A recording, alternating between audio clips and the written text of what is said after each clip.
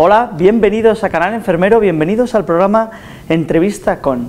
Hoy nos vamos a preguntar si la enfermería conoce su propia historia o si por el contrario al final lo que tenemos es una herencia formada pues por personajes arquetípicos y muy conocidos, y hemos dejado pasar pues un legado tan rico que nos han dejado la evolución de los cuidados a lo largo pues de toda la historia de la humanidad. Por lo menos sabemos que hay unas cuantas personas, no muchas, que pelean, que son como unos Quijotes modernos, meticulosos y empecinados en bucear ahí en la historia pues para que todo esto no se pierda. Y nuestra invitada de hoy lo hace a través de los sellos y del correo postal, de ese que son unos testigos fantásticos de la historia de la humanidad. Lo que pasa es que ahora, claro, están un poco en vías de extinción, y ella pues a través de los sellos ha intentado aportar un testimonio impagable que ha recopilado en este libro. Bueno, no le he dicho cómo se llama, ella es una enfermera muy conocida por todos vosotros, que es María Teresa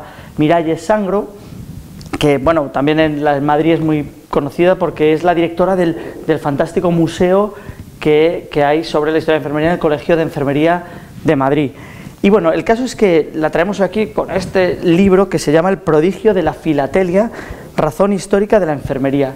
Es una obra increíble, tanto en el fondo como en la forma. Y bueno, pues ella es que tiene una dilatada trayectoria a sus espaldas, tanto como enfermera asistencial durante más de 3 décadas, como profesora de universidad en la Universidad de Alcalá. Y además de eso, pues acumula una colección de distinciones y reconocimientos que dice, no lo vamos a recordar todo porque no acabamos nunca, es verdad, es así. Entonces vamos a hablar de este libro, que es pesado, y cuando lo veamos luego en imágenes veréis lo bonito que es, pero no solo es que sea bonito y bien editado y hecho con mucho amor, sino que es que encima el contenido es de primera calidad. Y claro, es que todavía ella, María Teresa, es una persona que, de estas que, a pesar de que es una enfermera muy veterana, se sorprende cuando tiene un nuevo hallazgo en la historia de la enfermería y lo plasma y te lo cuenta con un entusiasmo que es digno de elogio. Bueno, sin más no me enrollo y la conocemos ahora. Bienvenida, Teresa. Muchísimas gracias, David, estoy encantada de estar aquí.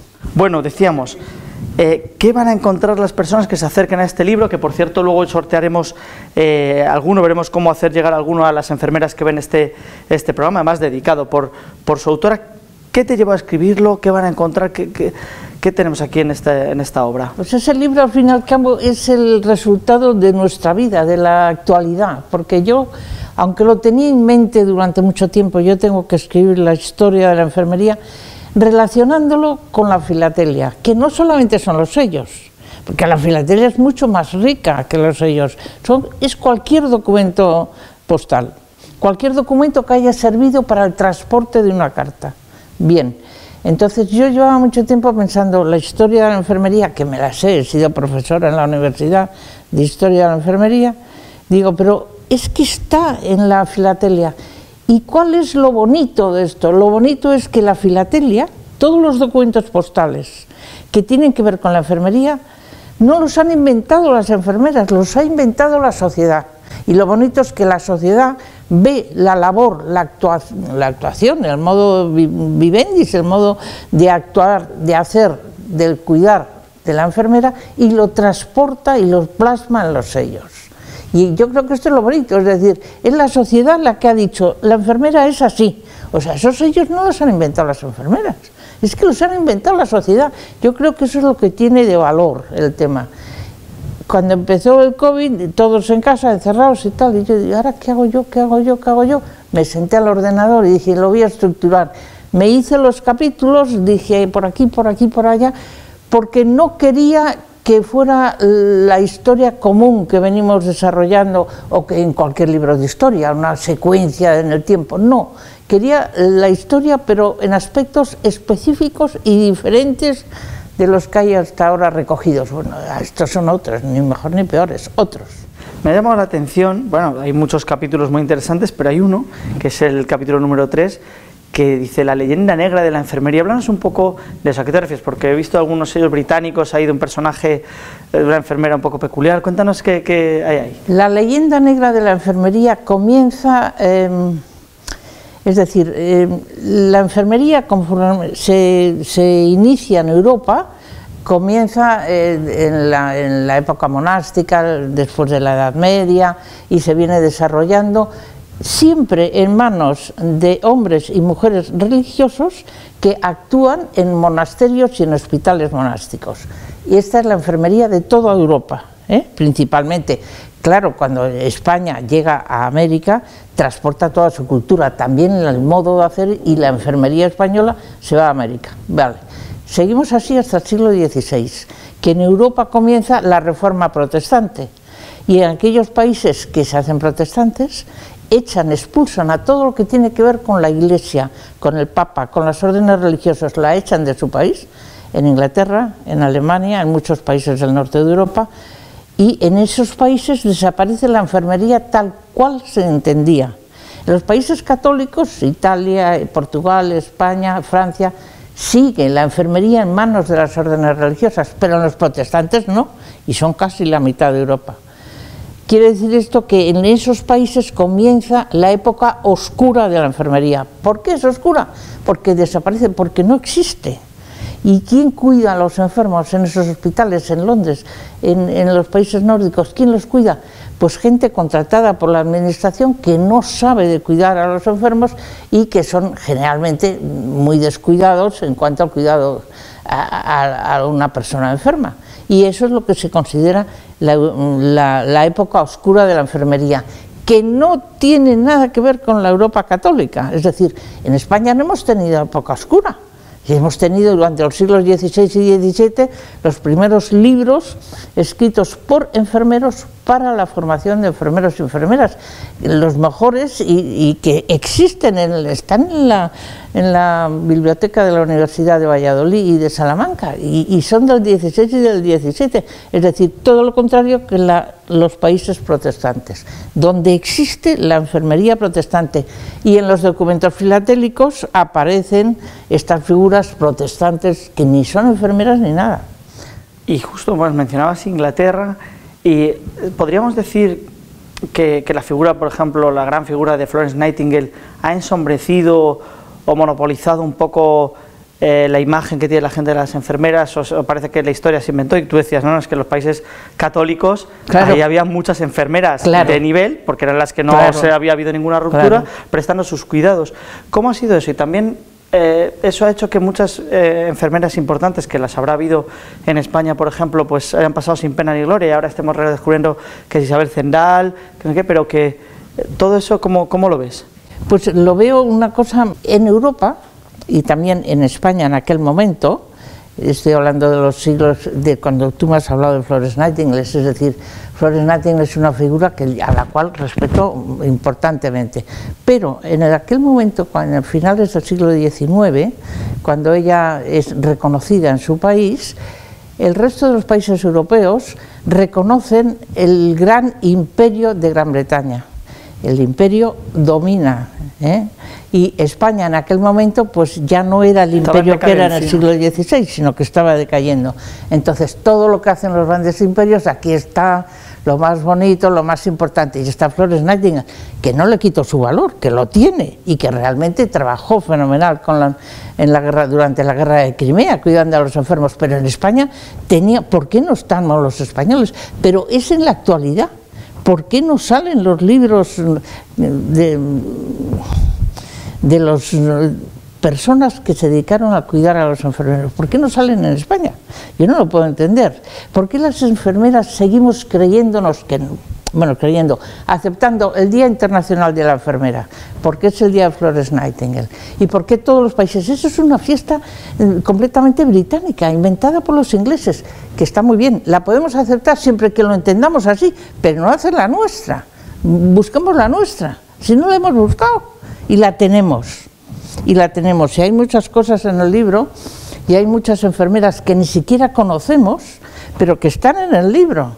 Y están en la historia, están en nuestro país, pero que tendríamos que profundizar un poco. Han sido figuras que han pasado desapercibidas, muy inadvertidas, sí, ¿no? Totalmente. Eso es una forma de ser española. Es que dejamos lo nuestro es lo último siempre. Pues no, mire usted, somos importantísimos. Claro. Quería, desde tu punto de vista y con esa visión global de la historia de la enfermería que tienes, ¿qué a lo mejor 3 hitos de la historia de la enfermería piensas que han sido un antes y un después para la profesión? Los grandes avances, si tuviésemos que resumirlos en 3, ¿cuáles serían en tu opinión?